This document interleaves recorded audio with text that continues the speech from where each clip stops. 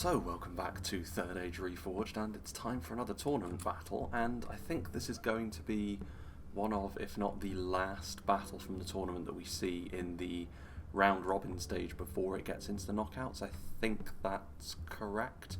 At least round 4 is the final go-around, and this is going to be the first battle that we see from that particular setup. Maybe the only one, depending on how quickly the knockout stages start, because that will be, I think, the battle's most pertinent, of course, because we'll get to learn who ultimately ends up winning in this particular tourney. But yes, we're going to be back on this map as well today, which I believe is simply called the Arena. And we're going to be seeing once again ALEXIOS and his partner Batu going to be playing as the blue team. The vast majority of the tournament battles I've been sent have been by ALEXIOS, and I think that's probably understandable because I think ALEXIOS and Batu have done the most in terms of organisation for this tournament.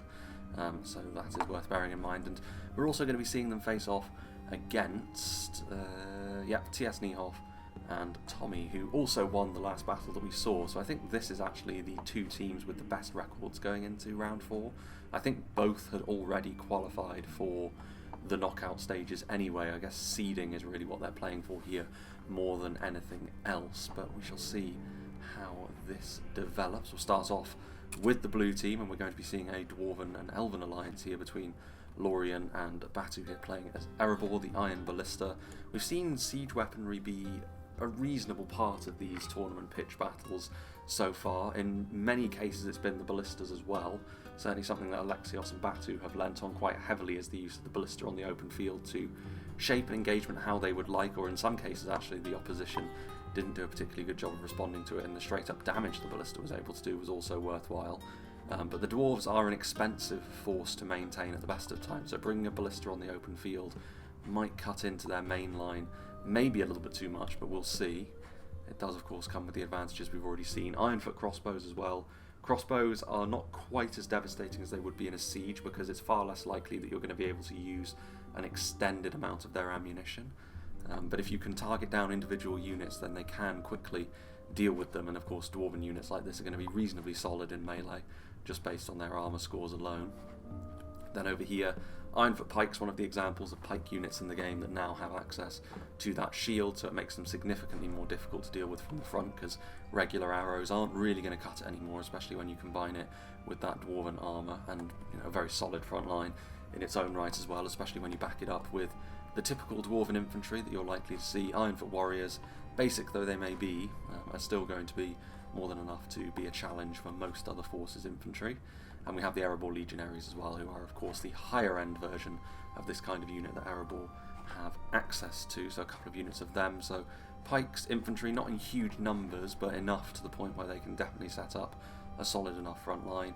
And then a combination of shock troops. We have the very low end Dwarven miners marching alongside the Sons of Durin here. Big armour piercing, big charge damage, and considering some of the forces on the other side, certainly Umbar are going to be at least partially reliant on their armour with their high tiers, and this is the kind of unit that can really make a big dent in those particular kinds of forces. We've got 2 units of the Ironfoot Wargoat chariots. That's an expensive thing to bring. I mean, we've seen chariots used to varying degrees of success, but not really to the extent that bringing 2 would be considered a good idea in most situations, especially again seeing as the cost on these guys is pretty high. So it's a risky ploy, but if you can get them rolling, chariots can be the sort of thing which really mess up the opposition's ability to organise themselves. And in conjunction with the Ironfoot Hammer Guard here, very strong in melee against other cavalry, big damage off those hammers of theirs as well. So we shall see. Interesting force from the dwarves for that, maybe a little bit off the beaten path, but that is how you have to try and gain some sort of advantage in these tournament battles. We have Lothlorien. Sindar Blade Masters are hiding on this side of the field. You've got a little bit more tree cover, so Lorien will be able to skulk around a little bit more. We've seen the elves be very effective so far in some of these field battles, which sometimes their lower numbers have proved to be a bit of a problem in that regard, but not for now. We've got another ballista as well, so once again, both ALEXIOS and Batu going for a ballista each. The Elven ballista here, the crew, maybe a little bit less durable perhaps, but that won't be the most important thing that they'll be bringing to the table. Lorien spearmen hiding around in the trees as well. If there's enemy cavalry that comes into the trees, I mean, it would be a little bit foolhardy to do so, but if they do, the spears will be waiting for them. Regular lancers like this have proved to be pretty useful in these tournament battles up to now as well, so the Lothlorien cavalry will be waiting to see if they can continue that particular trend. Karen Emroth's Staff Masters make for an awkward unit to deal with in pure melee terms, but if you can isolate them when you can see them, missiles can be your best friend there. Galathram Nobles, of course, Silverthorn arrows, very, very damaging at long range, very, very tough in melee as well. Lothlorien very often bring both of their high-tier skirmishing units purely because they're also their best infantry units. Galathram Archers and Lorien Spearmen, I mean, again, you would expect Lothlorien to be able to out-damage most forces in this kind of situation, and when the battles are a little bit faster and more frenetic, I mean, it's a fairly long pitch battle actually, but Lothlorien, when it comes to this sort of thing, dumping a bunch of damage quickly, one of the very best at doing that. Kindred of Celeborn and Galathram Axemen, of course, throwing axes both, varying levels of ability in melee, but neither of them could be considered weak by any means. Kindred of Celeborn, one of the scariest units the game has to offer. More shock troops on the flank with the Galathram Warriors and Galathram Riders. So all of the bodyguard units here for Lothlorien, relatively small army of course, but going to be trying to use their hiding mechanics to make life more awkward for their opposite numbers. And we start off with Dorwinion, played by Tommy. Of course, another elven crew, this time clad in purple. The artillery duel could be very, very important here. Whoever wins that can really push the enemy to do what they want. We've got Morroquendi bows. I mean, Dorwinion will at least be able to stand up to Lothlorien and their damage to a greater extent than some others would, but I still think the versatility of Lothlorien's projectiles are still going to be to their benefit. And the poison arrows that the Morroquendi bows have are also not going to be enough to rout Lothlorien off, certainly not in the early stages of the game. Elvelyn infantry with the Morroquendi pikes in here as well, more of a standard fair shielded unit and long spear units mixed in, that classic phalanx double act, which the dwarves will be doing as well, but Lothlorien of course can't, because the only option they have for that is a very expensive unit of single pikemen. Elvelyn infantry here as well, river patrol, so of course these javelins, if they can get themselves into place, can get a lot of good value against both the elves and the dwarves with just a few volleys, but individually of course much weaker than their opposite numbers today. And we have the Morroquendi Glade Lords as well, better than the Lothlorien cavalry that we can perceive, but they will need to be a little bit more careful of Erebor's contribution in that regard. There's going to be plenty of Lothlorien elven units hidden around here as well, definitely not the entirety of their army. Could be some on horseback as well, which will be interesting to see. We have the Alcarondas Faithful from TiesNijhof. We know about the dwarven strengths in terms of their hammer guard. The Alcarondas Faithful, very strong unit of melee knights in their own right, but you're going to have to be careful of all those chariots. Of course, Umbar now have access to plenty more numerous units as well. They can really pad out their army with the use of units like these Corsairs, but there's really no unit among the dwarven or elven rosters that the Corsairs can hope to mob and easily defeat. It's going to have to be used as more of a thing to keep your army's shape, I think. Interesting to see the Trebuchet as well. I mean, we've got the Trebuchet of Numenor crew, which they themselves could be very effective, especially against the dwarves with that armour piercing that they have. The Trebuchet itself is going to need to be quite careful, using the terrain to its advantage. I mean, a few good hits. We have seen Trebuchets be used to pretty devastating effect on this very map after all, so if they can score some good hits, obviously a lot of value to be had when hitting the elves and the dwarves. More Corsairs, we have some upgraded Umbar Axe Guard with the Balagaya Pikemen and Naru Sentinels in and amongst them. Just Naru Sentinels, interesting. So the higher end unit of pikes, and then the Umbar Axe Guard of course with that armour piercing of theirs as well.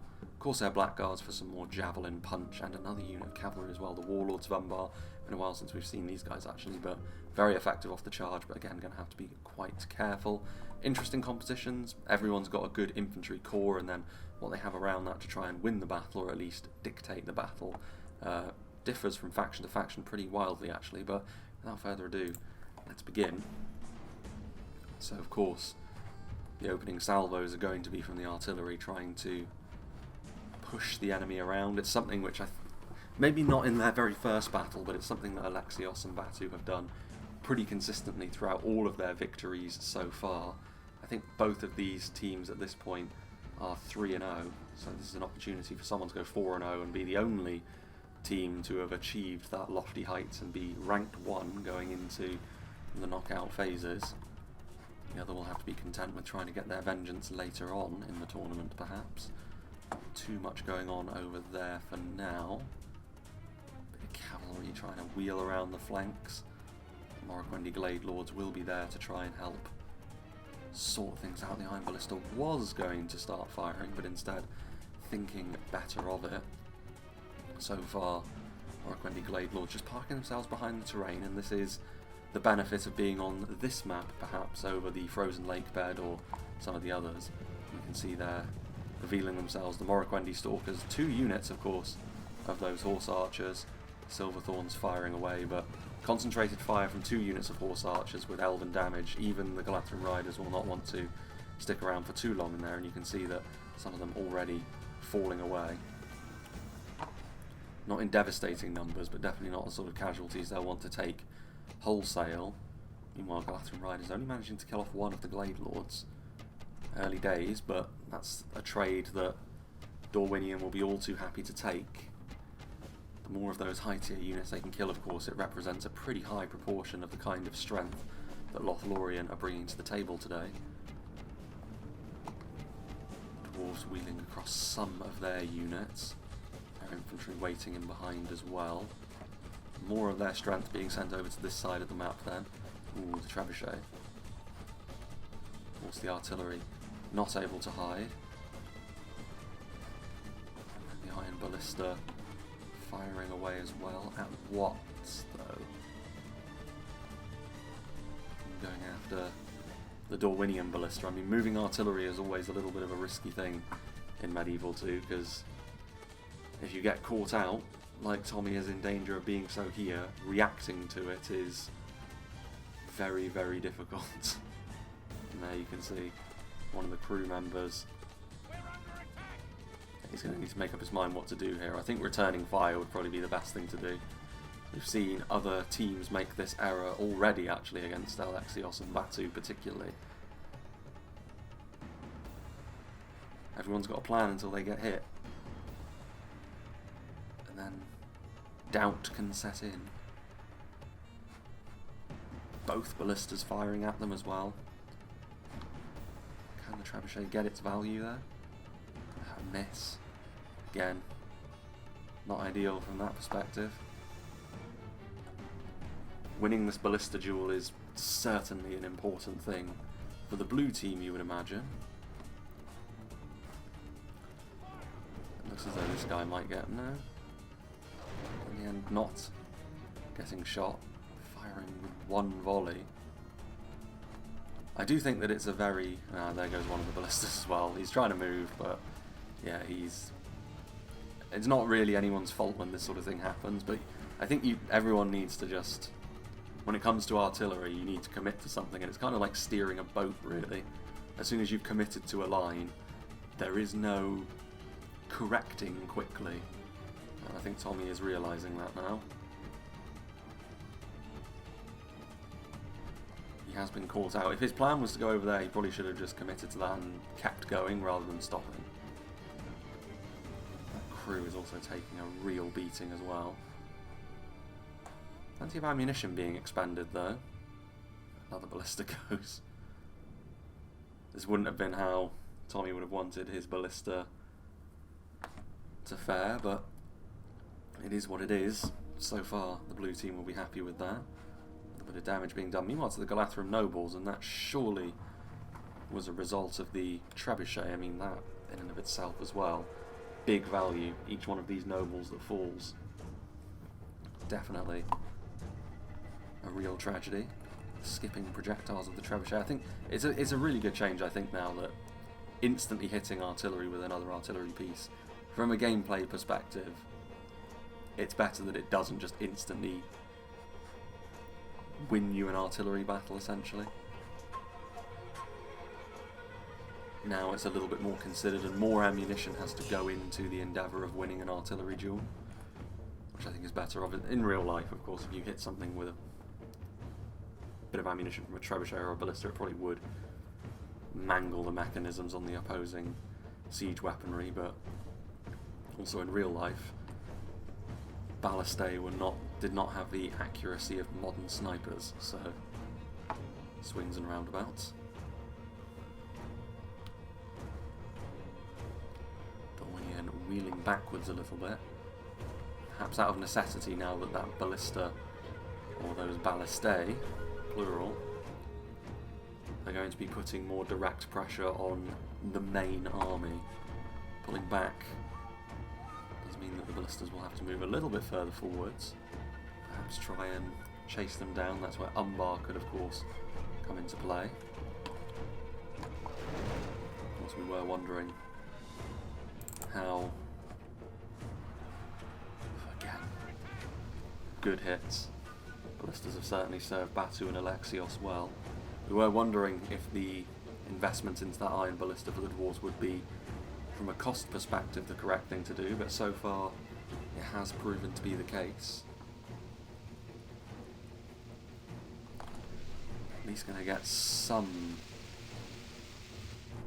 value from this, perhaps. Maybe. This poor crew. Oh dear, oh dear. It's really not his day with the ballista, is it?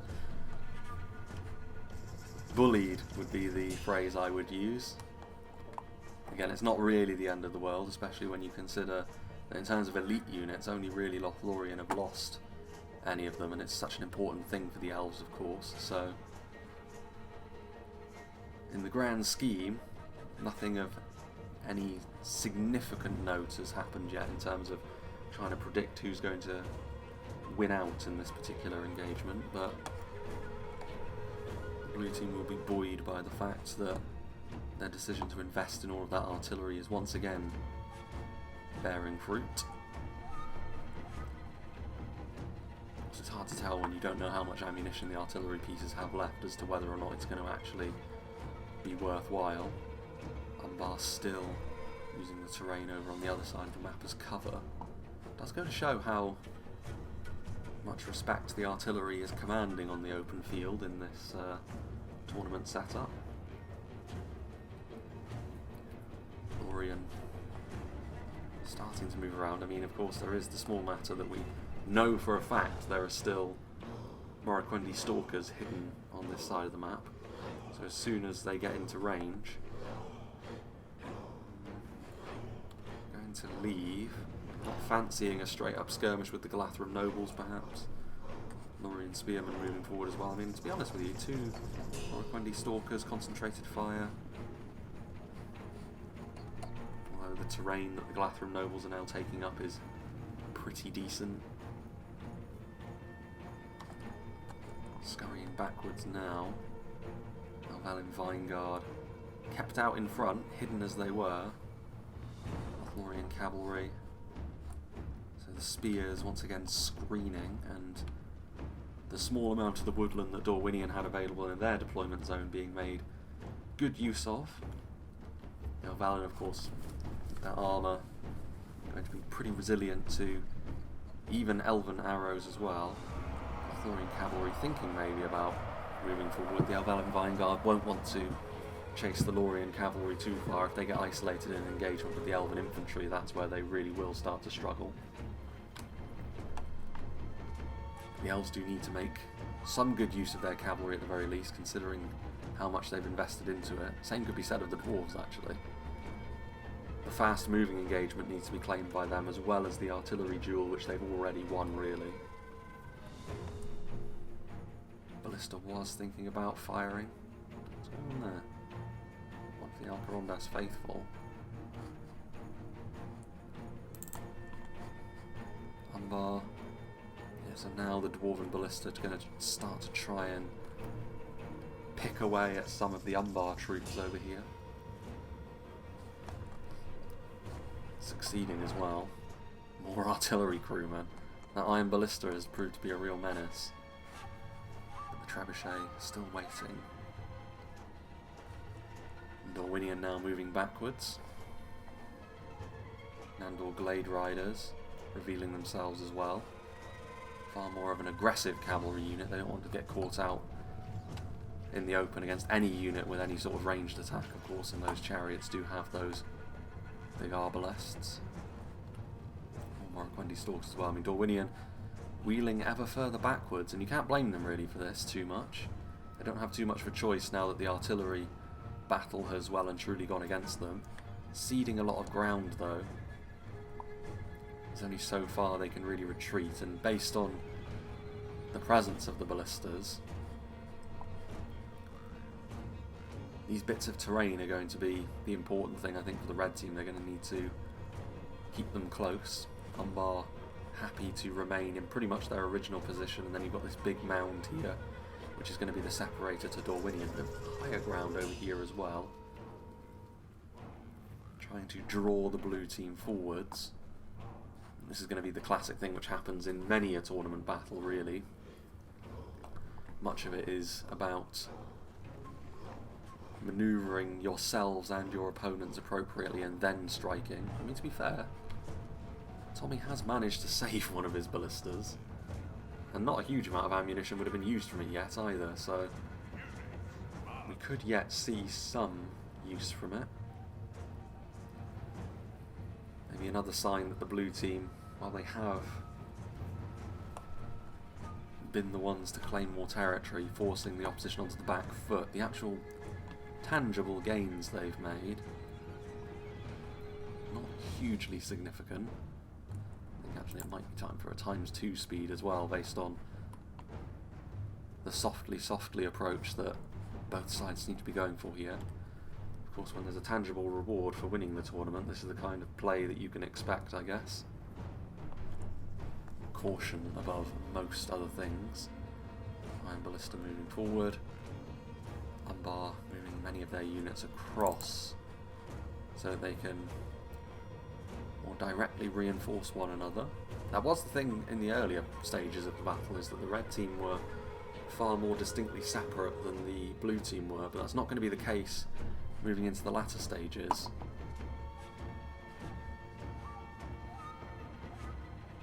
Dorwinion, Tommy's ballista going to be placed up on the high ground again behind a cliff. At the very least, you can say that the red team on this occasion have not made the same errors that the previous two opponents have done against the double ballista approach, and simply stood there and taken a beating from them. They have been manoeuvring to try and avoid it. Nobles and archers. Okay, if they have to be the aggressors, though, the blue team, that may be where things start to come unstuck a little bit. I'll go back down to 1 speed now, as the Morroquendi Stalker's in a good position. Oh, no, never mind. We'll go back up to ×2 speed. He changed his mind.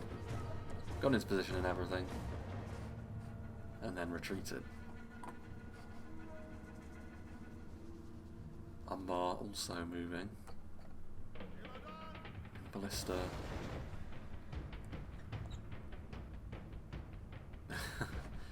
Yeah. Okay. Well, that's going to be the end of that. It was a valiant effort to try and get some value out of the ballista, but in the end, the victory is now complete in that regard for the blue team. They don't have to worry about Dorwinion bringing any sort of artillery firepower to the party anymore. Of course, they have fencers out on open terrain, especially the dwarves over here. Everyone doing a bit of a pirouette around one another. Once again, ×2 speed. Soon the engagement will begin, I'm sure. As much as this was a longer battle in terms of frames than many of the other tournament battles, I think that's more because of this extended sort of manoeuvring phase at the start. Outside of that, it's going to be more or less the same sort of thing as we've seen previously. Around 10k frames going to be the true length of the battle. And in fact, actually, the red team now moving forwards a little bit. Are they? Maybe? Dare we dream? Yeah, this looks fairly comprehensive, to be fair. Umbar sending forward some units over on this side of things. Cavalry. Now that they are breaking from cover to a certain extent, however, they need to be a bit careful.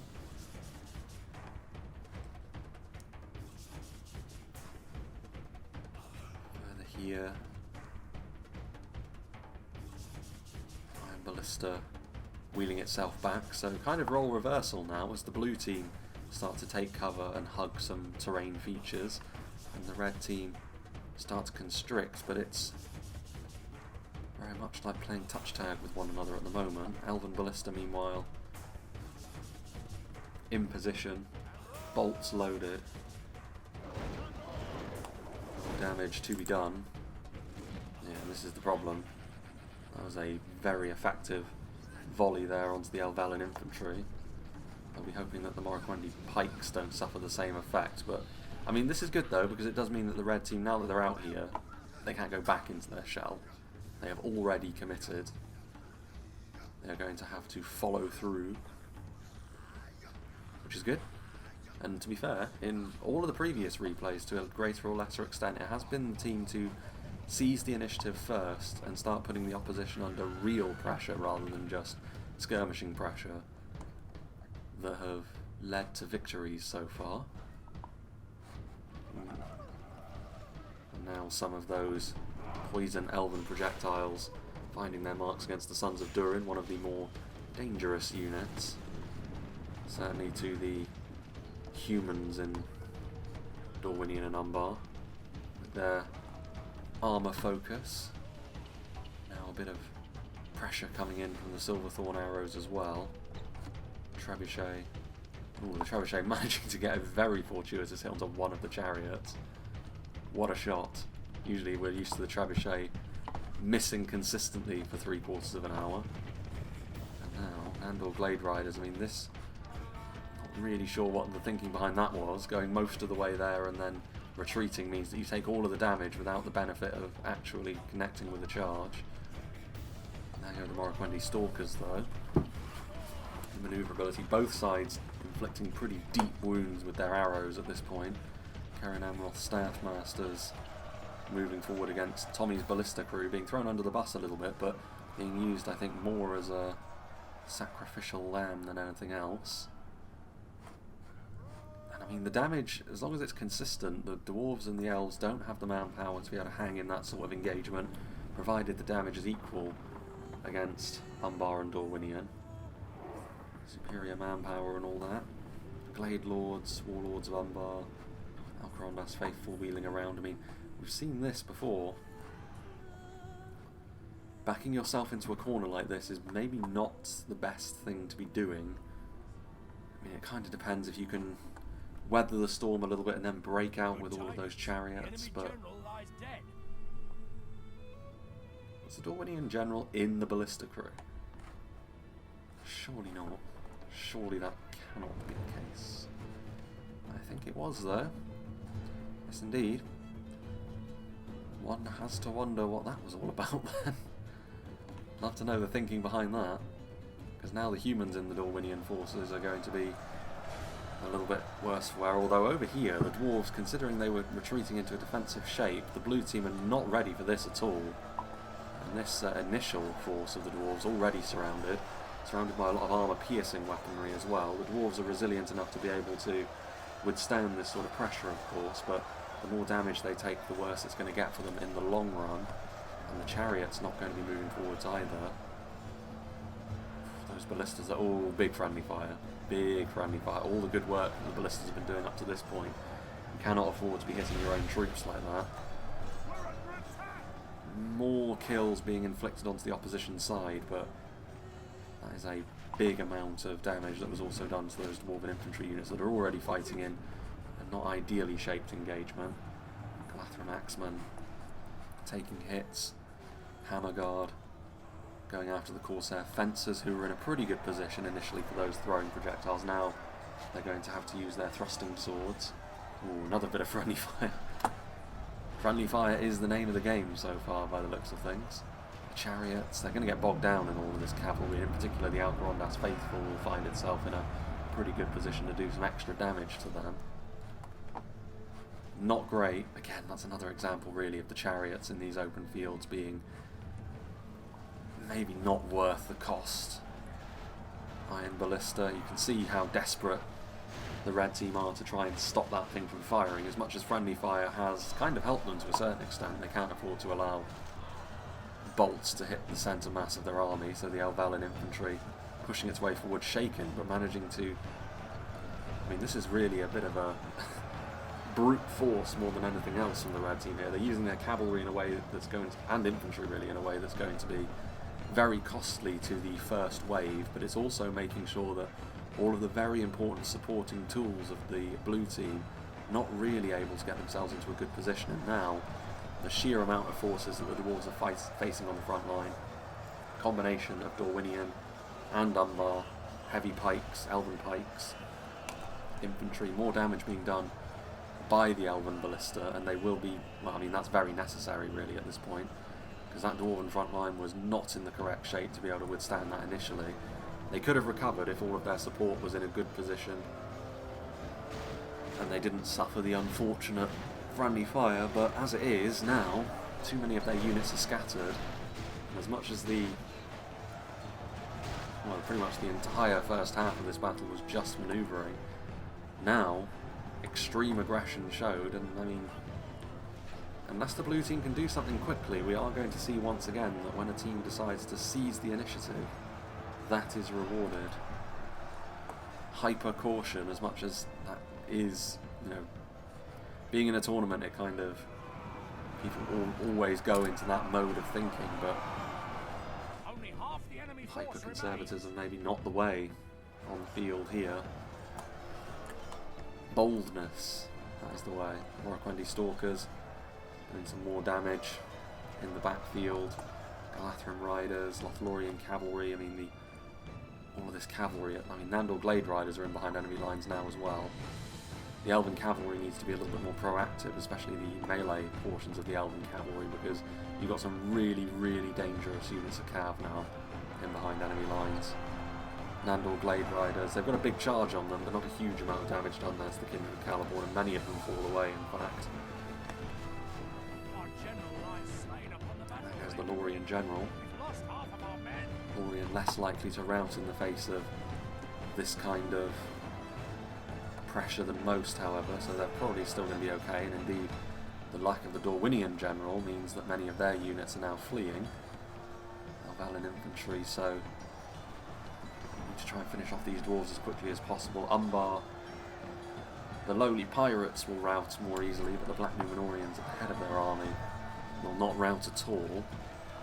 Morquendi bows and stalkers both doing good damage from on high. Now those Umbar pikes and corsairs flooding forwards as well, keeping that momentum going even in light of some of their units routing off. Rangers of Castamere in a good position, some of those Elvalin now returning. Ironfoot pikes slowly trudging forwards to engage the Corsair Blackguards. They can't afford to be taking hits from those javelins after all. Further back, Harbinger's doing a decent enough job. Dorwinion, it's turned into a very concentrated but messy engagement, I think is the best way to describe it. It does look as though Lothlorien are going to be victorious here in the backfield against some of these units that really push the hardest. The Ballista could yet prove to be the saviour of the day as well. Whatever happened to the Trebuchet? Over here? Yes, it is. Although the crew is now moving forward. I mean, trying to bank those long-range shots, it's kind of impossible to tell how the Trebuchet did. Especially when people don't use flaming shot, they blend in like arrows then. Corsairs, I mean, the morale on these guys is not great, especially not when they're being asked to deal with elves with lances down. Victory seems certain.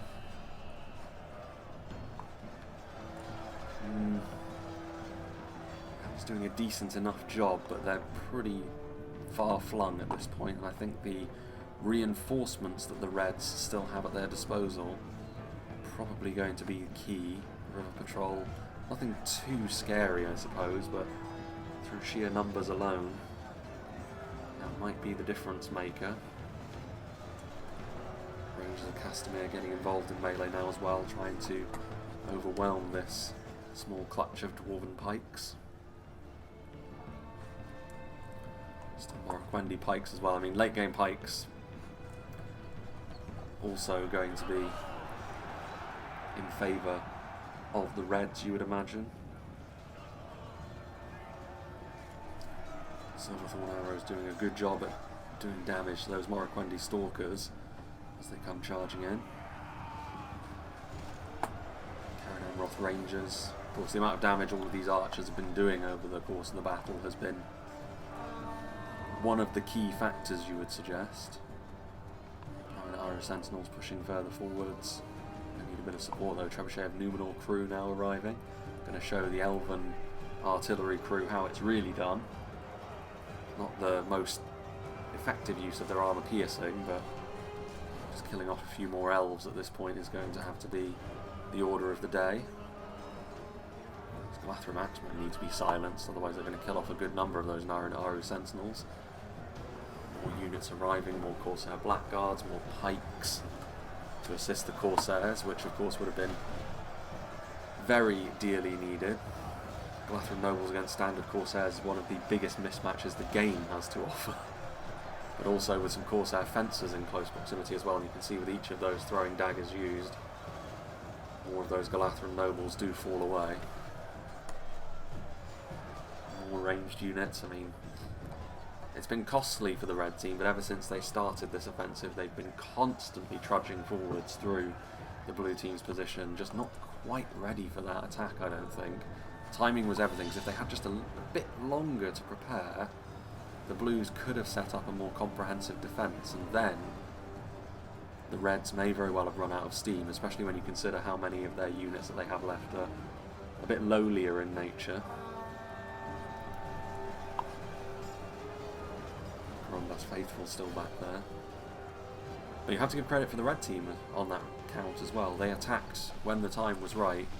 They didn't allow the early period of the game where it was just a bunch of manoeuvring to anaesthetise them, essentially.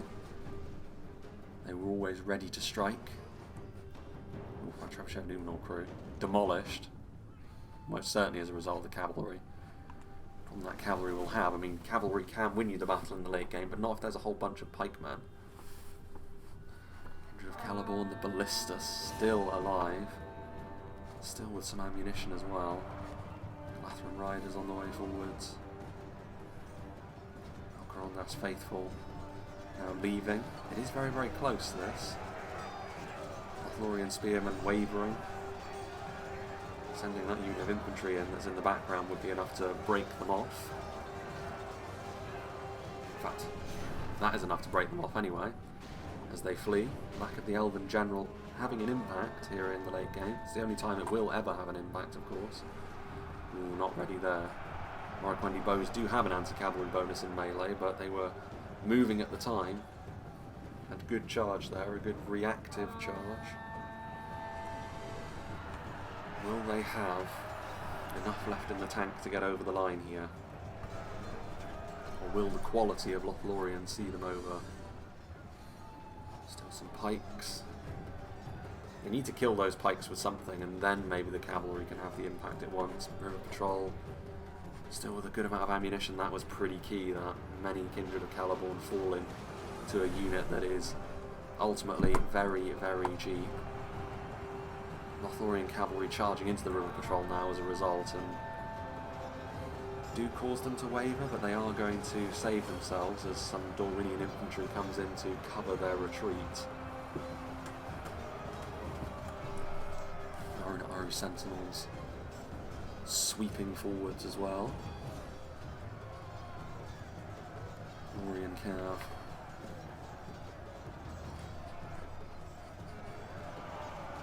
Here.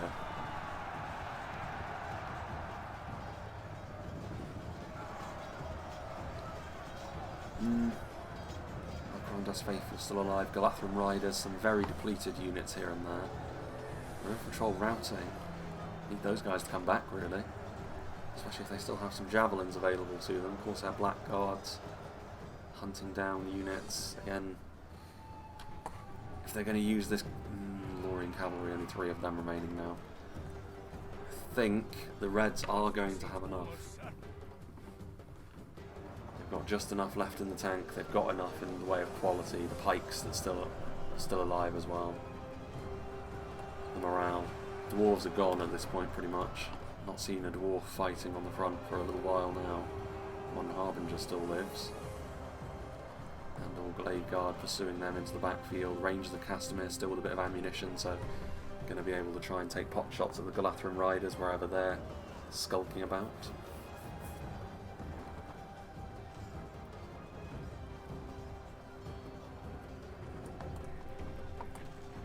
Novellan infantry as well.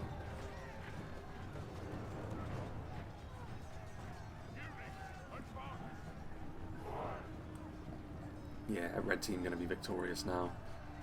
No infantry force left. No anvil for the hammer. And the hammer itself is looking a little bit worse for wear.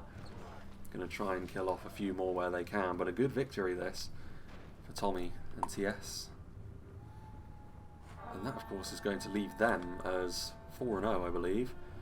Which would also leave them as rank 1 going into the knockout stages. Although I'm pretty sure that Alexios and Batu would find themselves at rank 2, 3-1. Good record. Oh, then what? The Dwarven General was still alive. Gimli skewered by a bunch of river patrolmen. Ultimately, the elves will last a little bit longer than the dwarves, but a token effort really from this bannerman. And there we go. Close though. Flip-flopped a little bit as well, that battle. I think the early manoeuvring phase initially was definitely going in favour of the blue team. They won the artillery duel, as they have done in all of their previous battles as well. But again, like I said, timing I think was everything on that assault from Tommy and TS. When they decided to be aggressive, they moved across the field. The blue team, I think they did have ample opportunity to be able to organise their defence maybe a little bit better than they did. But the blitz attack really was effective, and ultimately the blue team never really quite recovered from that. I think the chariots, for me, not really worth it again. Like, to bring 2 of them is a big risk, I think. If you're going to be... It's the sort of thing that can work out, but on this occasion I think the cost that they have associated with them, they got bogged down in and amongst cavalry, really did make the difference. If you trade those in for just even mid-tier Dwarven infantry units, it's probably enough to turn this battle around, to be honest. And the Elven cavalry was far more effective than the Dwarven chariots, I think. So that was maybe, in terms of composition, something they could have done differently.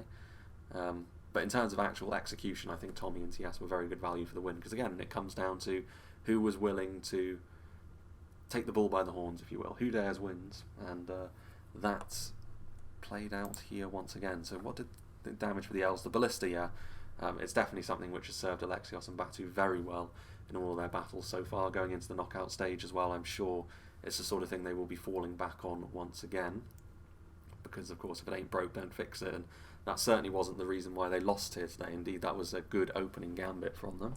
Kindred of Celeborn did decently. The Galathrim units, maybe less so. Galathrim nobles, not really enough in the grand scheme of things. Some of the heavy swordsmen did quite well, which is understandable because pretty much everything they would have fought against, other than the pikes and maybe the very strongest of the Umbar infantry, something like Sindar Blademaster is going to have a good advantage against them. Lothlorien cavalry did very well also. That's something that you can say. Those standard lancers once again proving their worth. But yeah, congratulations to Tommy and TS for winning another game. This is the first time we've seen Alexios and Batu lose a series as well. We'll see if that persists as we go into the knockout stages of the tournament as well. But yeah, I think at that point as well, I'll try and keep an up-to-date bracket going on down in the comments below. But yeah, also coming up next is going to be a couple more sieges, of course. I can't really record too far in advance now, because most of the time as replays come in, I'm able to get to them more quickly than I was able to in the past. But again, one of those things where we'll play it by ear, because this is, at this point, this is all of the tournament battles I have up to this point. I've run the supply dry, if you will. But yeah, big thank you to Alexios for sending this in. Congratulations to the red team once again. Commiserations to the blue team. Hope you enjoyed this, and hope you'll join me for whatever